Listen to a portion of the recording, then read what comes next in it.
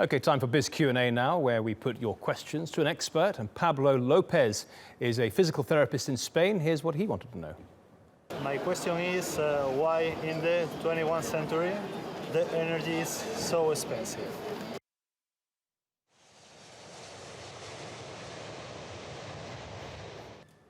Well, to find out the answer, let's go live to Trevor Sikorsky in London. He's the head of natural gas, coal and carbon research at Energy Aspects. Trevor, thank you very much for joining us on Money Talks. It was an interesting question.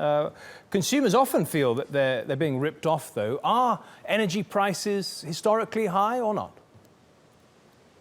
I think energy's always been expensive, and certainly if you look back at the last couple of decades, you can really only point out one where you'd say energy was really cheap, and that was probably in the 90s. But all of that more or less came to an end in the 2000s when China became a very, very big user of energy. You had very, very high growth from it, and supply took a while to catch up. Now, if you look, I think, over the general energy complex, we're certainly not paying the type of prices we probably did back in 2000, but they're still not cheap. And certainly some forms of energy, like electricity, has kind of remained resolutely expensive, particularly in the EU. Now, in some countries, like the United Kingdom, where you are, for example, competition amongst... You got your earpiece in now? Okay.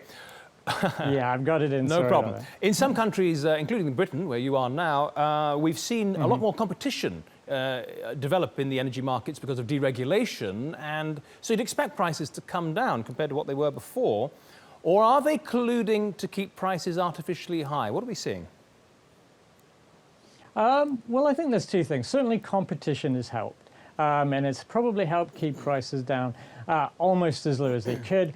But people tend not to switch very much, particularly for things like power and gas, which are delivered to your house. You tend to get a supplier in, and then people, because it's not a massive, massive part of a lot of budgets, aren't that keen on switching and don't really think about switching very much.